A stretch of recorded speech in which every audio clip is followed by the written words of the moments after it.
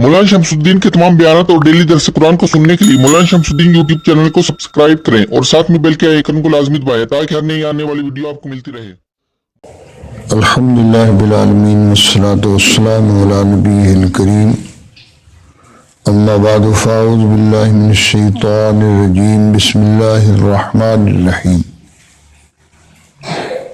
وَقُلْنَا يَا آدَمُ اسْكُنْ أَنْتَ وَزَوْجُكَ الْجَنَّةَ وَكُلَا مِنْهَا رَغَدًا حَيْثُ شِئْتُمَا وَلَا تَقْرَبَا هَٰذِهِ الشَّجَرَةَ فَتَكُونَا مِنَ الظَّالِمِينَ فَأَزَلَّهُمَا الشَّيْطَانُ عَنْهَا فَأَخْرَجَهُمَا مِمَّا كَانَا فِيهِ وَقُلْنَا اهْبِطُوا بَعْضُكُمْ لِبَعْضٍ عَدُوٌّ وَلَكُمْ فِي الْأَرْضِ مُسْتَقَرٌّ وَمَتَاعٌ إِلَىٰ حِينٍ فتلقى آدم من ربه كلمات فتاب عليه إنه هو التواب الرحيم۔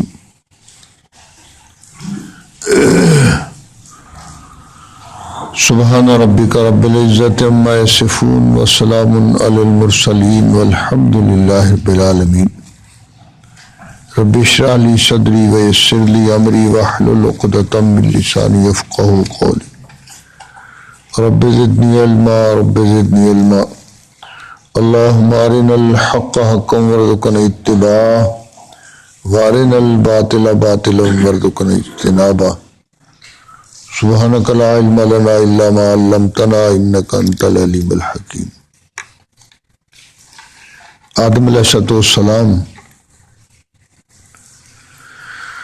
اور ابلیس کا واقعہ جو ہے اس کو ذکر کیا جا رہا ہے، اور جیسا میں نے عرض کیا کہ یہ تاریخ کے پیدائش سے بھی پہلے کا واقعہ ہے۔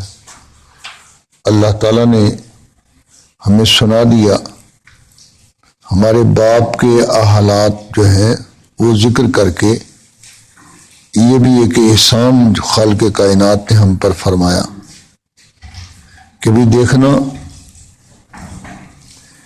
شیطان جو ہے وہ تمہارا ازلی دشمن ہے، تمہارے باپ کے ساتھ بھی اس نے اپنی دشمنی جو ہے اس کو بڑے زور اور قوت کے ساتھ اس نے اپنی دشمنی کو ظاہر کیا، اور پھر صاف صاف یہ کہہ دیا کہ اس کی وجہ سے مجھے چونکہ رد کر دیا گیا اور اللہ تعالی نے اپنی رحمت سے دور کر دیا، اس لیے میں اس کی اولاد کو نہیں چھوڑوں گا۔ لا احتنکن ذریتہ الا قلیلا، کوئی بچے گا ورنہ اس کی اکثر اولاد جو ہے اس کو میں لگام ڈال کر اس پر سواری کروں گا۔ جیسے پنجابی میں کہتے ہیں نتھ پا کے، بیل جو ہے جب شرارتیں زیادہ کرے نوجوان بیل تو اس وقت اس کو اس کے ناک کے اندر رسی ڈال دی جاتی ہے، اور وہ ناک کے اندر رسی سے پھر وہ کدھر نہیں جاتا، پھر وہ قابو آ جاتا ہے۔ تو شیطان نے یہی کہا کہ میں اس کو لگام ڈال کر اس کے اوپر سواری کروں گا، اس کی اولاد پر۔ اور وَلَا تَجِدُ أَكْثَرَهُمْ شَاكِرِينَ، اللہ کی بارگاہ میں کہنے لگا کہ اللہ تو اکثروں کو نہ شکر گزار پائے گا، اکثر نہ شکرے ہوں گے۔ اور دیکھ لو اس وقت اکثریت کفار کی ہے، مسلمان جو نام کے لحاظ سے بھی مسلمان ہیں، نام نہاد مسلمان، ان کو بھی شمار کر لیا جائے تو پھر بھی کفار کی تعداد جو ہے ان کے مقابلے میں بہت زیادہ ہے۔ تو وہ سارے شیطان کے چنگل کے اندر آئے ہوئے ہیں، شیطان خود تو جہنم کے اندر جلے گا، اس نے اولاد آدم میں سے اتنی بڑی تعداد کو اپنا ہم نوا بنا لیا تاکہ وہ بھی اس کے ساتھ جہنم کے اندر جلے، کیونکہ جو اس کی پیروی کرے گا خالق کائنات نے اسی وقت ہی فرمایا کہ جو آدم کی اولاد میں سے تیری پیروی کرے گا تجھے بھی اور ان کو بھی جہنم کے اندر ڈال دیا جائے گا۔ مجھے تو کوئی پرواہ نہیں، اللہ تو غنی حمید ہے، اس کو تو ہماری حمد کی ضرورت نہیں۔ تو حضرت آدم علیہ السلام کو پیدا کیا فرشتوں کے سامنے ان کی علمی عظمت کو ظاہر فرما کر، اور زمین کی خلافت کا حقدار ہونا خالق کائنات نے ثابت فرما دیا۔ فرشتوں کے سامنے یہ بات واضح ہو گئی کہ زمین کی خلافت کا یہی حقدار ہے، اور ہم نے جو بات عرض کی تھی وہ بات درست نہیں تھی، اور چونکہ وہ اعتراض نہیں تھا اس لیے ان کے لیے وہ گناہ سے تو فرشتے پاک ہیں، اللہ کی ذات پر بطور اعتراض کے نہیں کہی تھی۔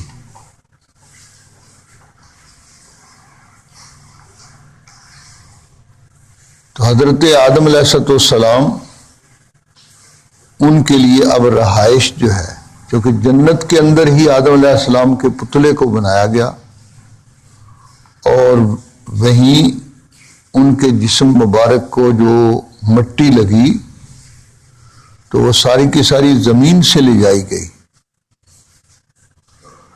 اور جنت کے چشموں کا پانی جو ہے اس سے اس مٹی کو گوندا گیا۔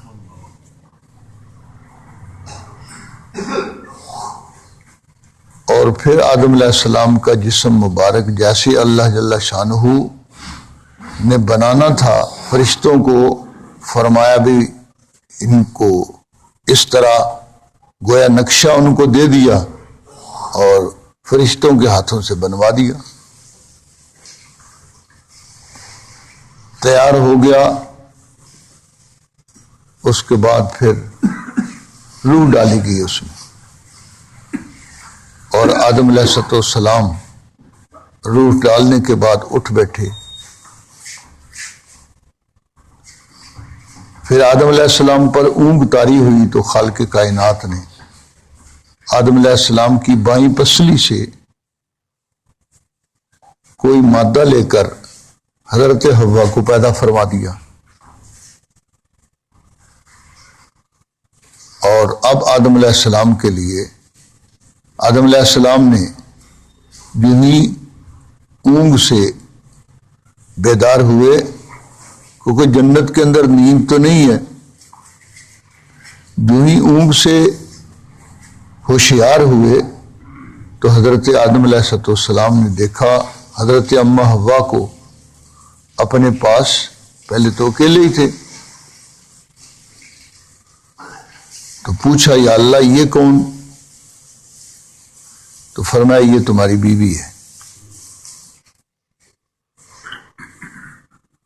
اب تمہارے لیے فرشتوں کے سے سجدہ بھی آدم علیہ السلام کو کروا دیا، اور وہ کل جیسا میں نے تفصیل ذکر کی کہ وہ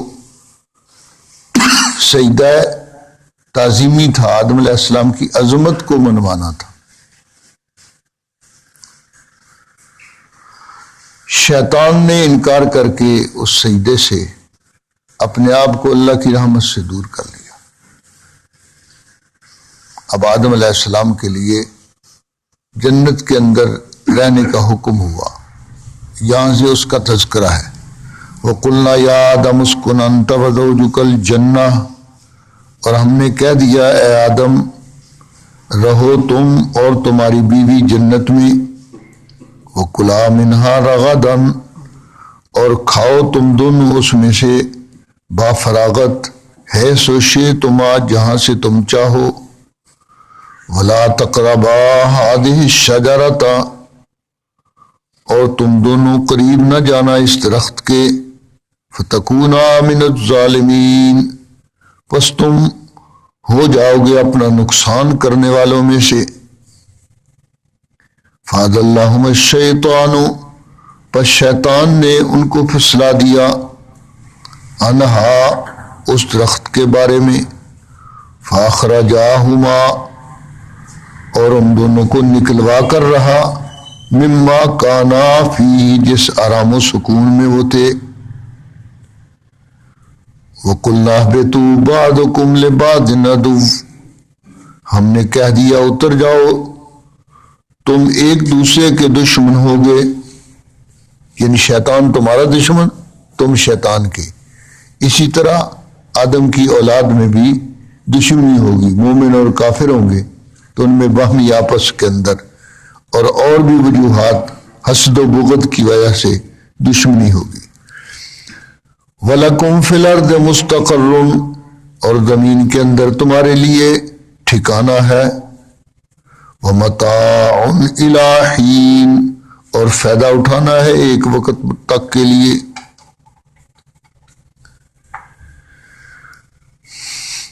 تو حضرت آدم علیہ السلام کو اور حضرت حوا کو یہ بات فرما دی، اسکن انت وزوجک الجنہ، تم اور تمہاری بیوی جو ہے جنت میں ٹھہرو. یہ رہائش کا انتظام ہو گیا. تو معلوم یہ ہوتا ہے کہ بیوی کے لیے رہائش کا انتظام یہ مرد کے لیے لازم ہے. یہ مسئلہ بھی معلوم ہو گیا اس سے. اسی طرح اس کے لیے کھانے پینے کا انتظام، یعنی روٹی کپڑے کا انتظام، یہ بھی اس کے ذمہ لازم ہے.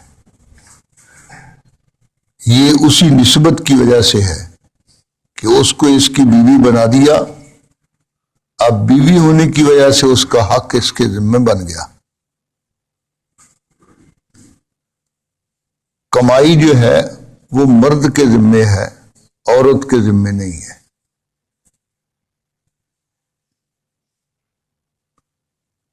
ہاں اگر کوئی گھریلو کام جو ہے ایسا کر کے وہ معاونت کرے اگر مرد کی، تو اس کے اندر اپنے گھریلو کام کے کرنے میں کچھ حرج کی بات نہیں. عمومی طور پر جو عورتیں ملازمتیں کرتی ہیں، عمومی طور پر وہ خامند جو ہے وہ اس کی پوری فرمانبرداری نہیں کرتی، بلکہ اکثر نافرمان ہوتی ہیں. کیونکہ وہ کہتی ہیں میرے لیے تمہارے پیسے کی ضرورت ہی نہیں ہے. اب عورت نے اپنے اوپر اس دور کے اندر وہ کام لیے اپنے اوپر جو اس کے ذمے نہیں تھے، اور جو کام اس کے ذمے تھا اس کو چھوڑ دیا. عورت کے ذمہ تھا اولاد کی تربیت کرنا، اس نے اولاد جو ہے اس کو آزاد چھوڑ دیا. وہ ماں کی بھی نافرمان اور باپ کی بھی نافرمان، اور اللہ کی نافرمان تو تھی ہی. اور پھر عورت چیختی ہے کہ لو بھی یہ اولاد جو ہے وہ میری فرمانبرداری نہیں کرتی. تو اس نے جب خامد کی نافرمانی کی، اللہ کی نافرمانی کی، تو اب اس کو سزا تو ملنی ہے. یہ تو پہلی سزا ہے. جو دوسری سزا اگلی ہے، اگلے جہان میں پہنچ کر مرد کے حقوق جو ہیں ان میں نافرمانی اور نالائقی کا اظہار کرنا، تو اس کی سزا تو الگ ہے.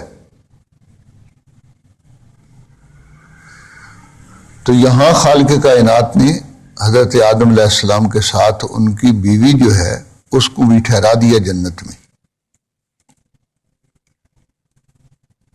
اور فرما دیا کلا منہا رغدن حیث شئتما، کہ یہ جنت جس میں تم ٹھہرے ہوئے ہو، اس سے ہر جگہ جتنے بھی یہاں پھل پودے ہیں ان سب سے تمہیں کھانے پینے کی اجازت ہے. جنت کے چشموں کا پانی پیو اور اس میں سے پھل کھاؤ جتنے تم کھا سکتے ہو. بافراغت، رغدن بافراغت، جتنا دل چاہے تمہارا. عیش رغد کہتے ہیں عربی زبان کے اندر کہ پرسکون پر اطمینان زندگی. تو یہاں خالق کائنات نے یہی لفظ فرمایا رغدن، کہ بھی جتنا مرضی تمہاری اپنی چاہت کے مطابق، اور جہاں سے چاہو کھاؤ، کھلی چھٹی ہے، اجازت ہے۔ البتہ ایک پابندی جو ہے اس کا خیال کرنا، وَلَا تَقْرَبَا هَٰذِهِ الشَّجَرَةَ، یہ درخت جو ہے اس کے قریب نہیں جانا، یہ قریب نہ جانے کا حکم ہوا،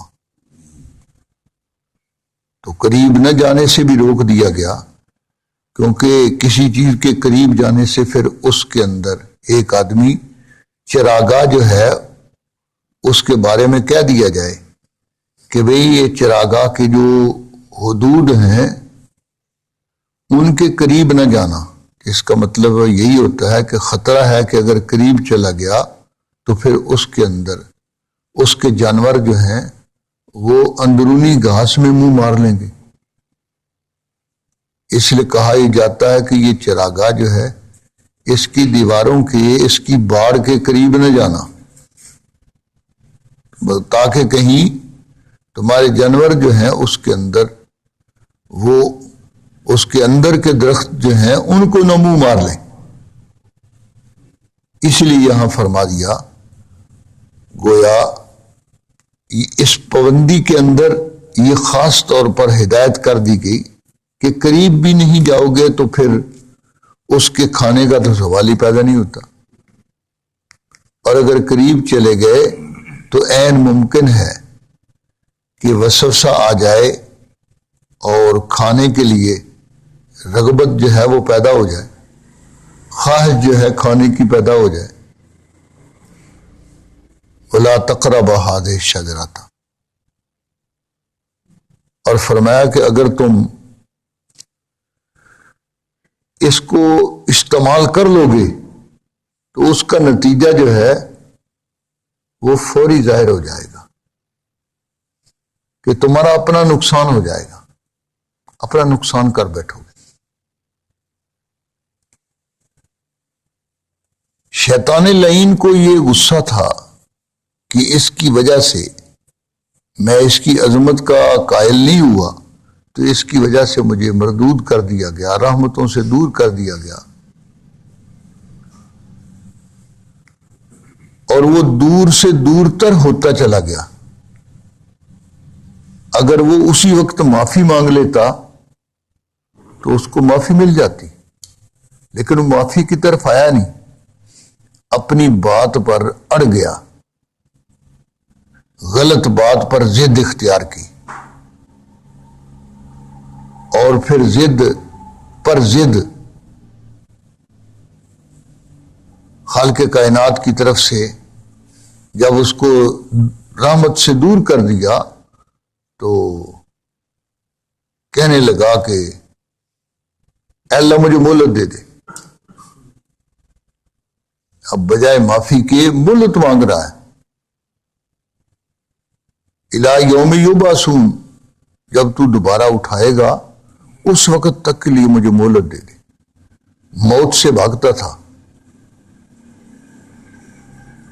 تو خالق کائنات نے فرمایا کہ دوبارہ اٹھائے جانے کے دن تک مہلت نہیں مل سکتی، قیامت تک کے لیے مہلت۔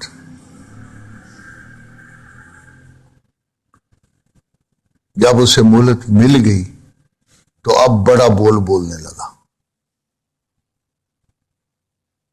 اس وقت کہا اس نے کہ میں تو اس کی اولاد جو ہے اس کو اپنے ساتھ ملانے کی کوشش، جیسے میں جہنم میں جاؤں گا ان کو بھی جہنم میں لے جاؤں گا، اور اس کے لیے میں پوری کوشش کروں گا۔ پنجابی میں کہتے ہیں پوری تران لا دینی ہے، پوری کوشش کروں گا۔ ہاں کوئی قلیل بندے تیرے بچیں گے، بقیہ کو میں اپنے ساتھ ہی ملاؤں گا۔ اللہ تعالیٰ نے فرمایا کہ جا تو اپنا زور لگا لے، تو اپنا زور لگا لے، میرے مخلص بندے جو ہیں ان کا تو کچھ نہیں بگاڑ سکتا۔ اور پھر دوسری بات یہ ہے کہ غرغرۂ موت میں مبتلا ہونے سے پہلے پہلے تک میں نے اولاد آدم کے لیے گنجائش رکھ دی ہے کہ غرغرۂ موت سے پہلے تک اگر یہ توبہ کر لیں گے تو میں ان کو معاف فرما دوں. اگر تیری شرارت جو ہے دور تک جائے گی تو ان کے لیے بھی میں نے یہ گنجائش پیدا کر دی ہے کہ غرغرۂ موت سے ایک لمحہ پہلے اگر یہ ساری زندگی کے گناہوں کی معافی مانگیں گے تو میں معاف کر دوں گا. اور یہ بہت بڑی اللہ کی رحمت ہے. ساری زندگی نافرمانی کرتے رہا ہوئے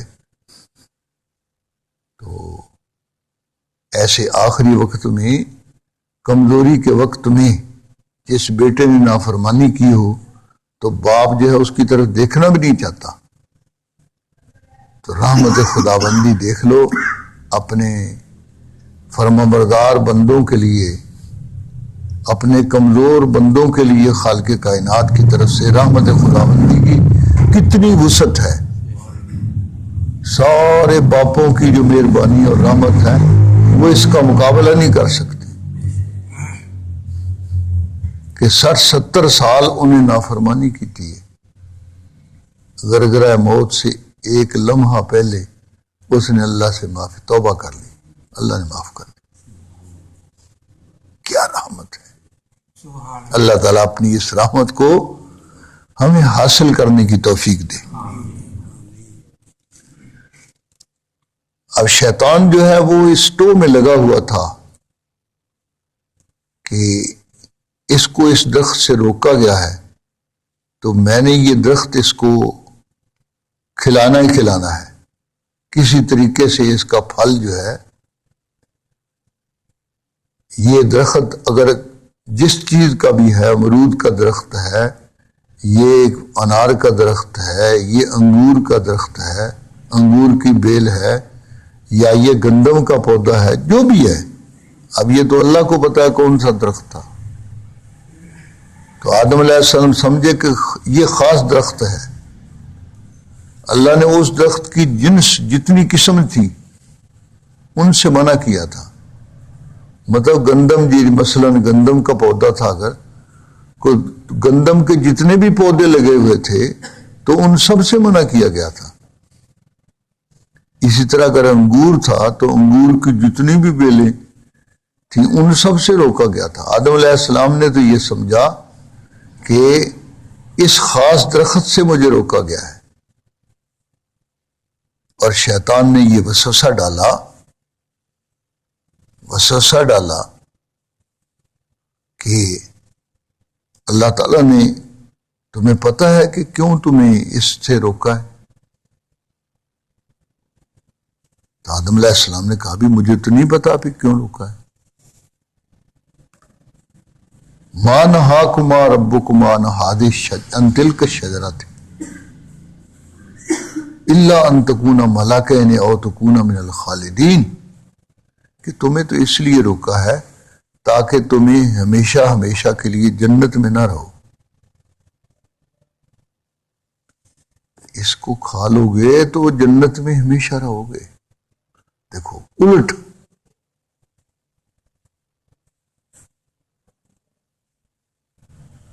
وسوسہ اس انداز سے ڈالا اس نے کہ آدم علیہ السلام کے ذہن سے وہ بات نکل گئی. اس نے دوسری بات یہ کہی کہ یہ اس لیے اللہ نے روکا ہے تاکہ کہیں تم فرشتے نہ بن جاؤ. تو آدم علیہ السلام کے ذہن سے وہ بات کہ فرشتوں نے تو مجھے سجدہ کیا ہے، میرا درجہ اللہ نے فرشتوں سے بڑا بنایا ہے، مجھے فرشتہ بننے کی کیا ضرورت ہے. وہ بات نکل گئی. اس انداز سے اس نے چال باز جو لوگ ہوتے ہیں نا، وہ اپنی بات ایسی چاپلوسی سے کرتے ہیں کہ اس آدمی کا ذہن جو ہے اس کے اندر پہلے جو بھی خیالات ہوتے ہیں سارے رفو چکر ہو جاتے ہیں.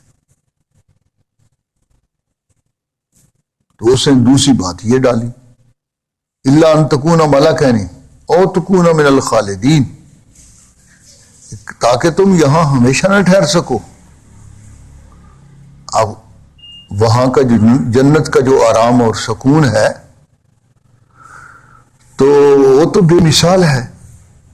دنیا میں تو دکھ ہی دکھ ہے، کتنا بھی کوئی سکون میں ہو وہ بھی دکھوں میں ہے. اور جن کو تم سکون میں دیکھتے ہو ان سے اگر پوچھو تو وہ 100 دکھڑے سنا دے گا. اور جنت کے اندر تو کوئی دکھ ہے ہی نہیں. اس لیے جنت کی ان راحتوں کو دیکھ کر کے بھئی اگر اس درخت کو نہ کھایا تو جنت کی راحتیں چھوٹ جائیں گی، یہ الٹ بات جو ہے اس نے آدم علیہ السلام کو دماغ میں بطور وسوسہ کے ڈال دی. فوسوس لهم الشیطان عنہا، اس درخت کے بارے میں ان کے دل کے اندر وسوسہ ڈال دیا. جب وسوسہ آ گیا تو اب آدم علیہ السلام نے اس پھل کو کھا لیا. بس پھل کا کھانا تھا کہ وہ جنتی لباس جو ہے وہ اتر گیا. کیونکہ جنت کے اندر فرما برداری ہی ہے. جنت میں جائے گا بھی وہی جو فرما بردار ہوگا، نافرمانی تو ہے ہی نہیں. تو آدم علیہ السلام سے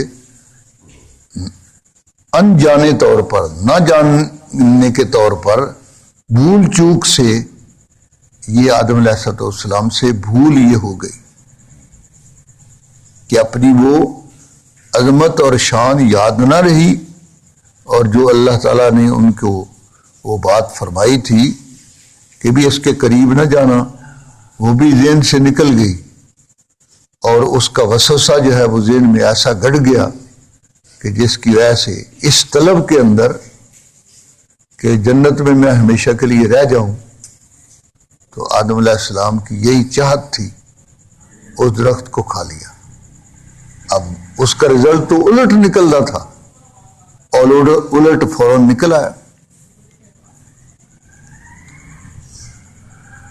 تو جب نکلا رزلٹ اس کا تو آدم علیہ السلام ان کا ستر جو ہے وہ جنتی کپڑے اتر گئے.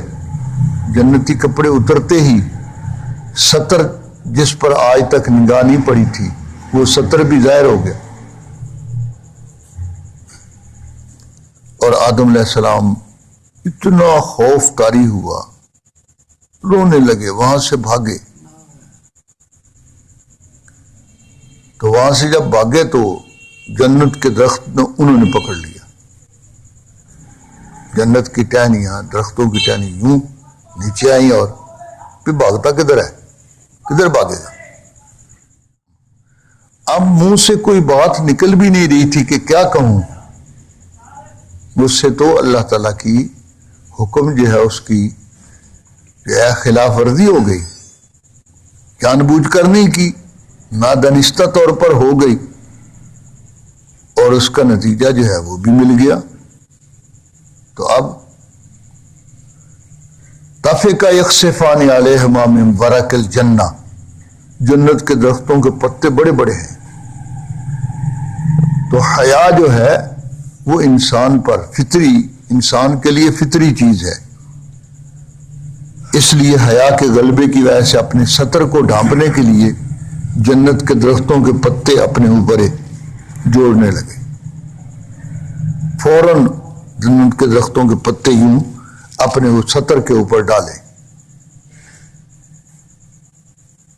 فناداہما ربہما، ان کے رب نے ان کو آواز دی. الم انہاکما عن تلک الشجرۃ، آدم تمہیں اس درخت سے روکا نہیں تھا؟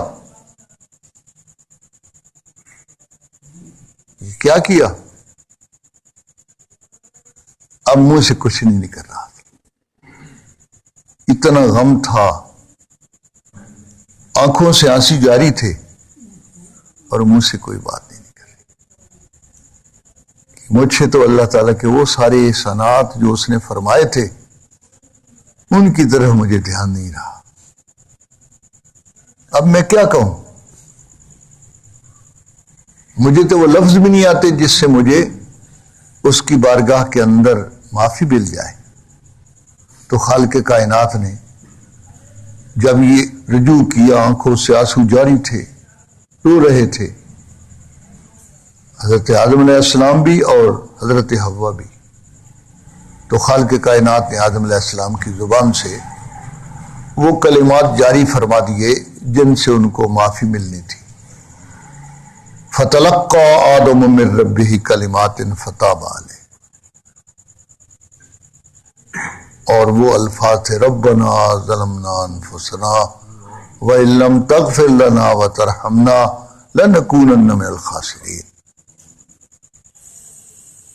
کہ اے بارہ الہا، میں نے اپنے اوپر، میں نے اور میری بیوی نے زیادتی کر لی ہے۔ اللہ نے فرمایا تھا نا کہ اگر تم ایسا کرو گے، اس کے قریب جاؤ گے تو اپنا نقصان کر بیٹھو گے، تو اب اس نقصان کا اعتراف کر رہے ہیں۔ وہی لفظ ہے فَتَكُونَ مِنَ الظَّالِمِينَ تھا، وہی لفظ ہے دعا کے اندر ربنا ظلمنا انفسنا، بارہ الہ میں نے اپنے نقصان کر لیا، اور اگر تو نے اب بخشش نہ فرمائی، إِن لَّمْ تَغْفِرْ لَنَا وَتَرْحَمْنَا لَنَكُونَنَّ مِنَ الْخَاسِرِينَ، تو یا اللہ ہمیش کے گھاٹے میں ہم مبتلا ہو جائیں گے، تو اللہ معاف کر دے۔ بس یہ الفاظ نکلنے تھے کہ اللہ کی طرف سے معافی کا اعلان ہو گیا، اور معافی کا اعلان ہونے کے ساتھ ساتھ فرما دیا کہ معافی تو گئی مل، لیکن جنت کے اندر رہائش جو ہے وہ تمہاری ختم ہو گئی۔ وہ جو راحت و سکون تھا وہ ختم ہو گیا، کیونکہ جنت جو ہے اس کے اندر تو راحت ہی راحت ہے۔ اب تم جاؤ گے، یہاں تمہیں ہر چیز بنی بنائی مل رہی تھی، صرف اپنی طبیعت کے مطابق اس کو استعمال کرنا تھا، اور وہاں کمائی کر کے کھانا پڑے گا۔ اس لیے تمہیں زمین پر اب جانا ہوگا، معافی مل گئی، لیکن جو زمین پر جانے کا مسئلہ ہے فرمایا وہ طے شدہ ہے، اس میں اب نظر ثانی نہیں ہو سکتی، اور نظر ثانی کیسے ہوتی؟ زمین پر بھیجنا ہی تھا۔ کیوں؟ اس لیے خالق کائنات نے آدم علیہ السلام کے بنانے سے پہلے بھی یہ بات فرمائی تھی انی جاعل فی الارض خلیفہ۔ آدم علیہ السلام کو زمین میں خالق کائنات نے گناہ کی پاداش میں نہیں، غلطی کی پاداش میں نہیں اتارا، اس کی تو معافی ہو گئی، وہ زمین پر آنا تھا، آنے کے لیے یہ فوری سبب بن گیا، اور آدم علیہ السلام زمین پر، آدم علیہ السلام کو بھی اتار دیا گیا اور شیطان جو ہے اس کو بھی اتار دیا گیا۔ اب یہ زمین جو ہے گویا میدان جنگ ہے آدم علیہ السلام کی اولاد اور شیطان کی اولاد میں، یہ میدان جنگ ہے۔ اس میں وہ سلسلہ یہ مارکا چلتا رہے گا جب تک کہ وہ بگل قیامت کا نہیں بجے گا۔ اللہ تعالیٰ اپنے باپ آدم کی وہ انابت جو انہوں نے اختیار کی، خالق کائنات وہ عنایت فرمائے۔ ہم سے تو غلطیاں ہوتی رہتی ہیں، قصدن بھی کرتے ہیں، آدم علیہ السلام سے تو بھول چوک ہو گئی تھی، نسیہ آدم و نسیہ ذریتہ، آدم بھی بھول گئے، آدم کی اولاد بھی بھول گئی۔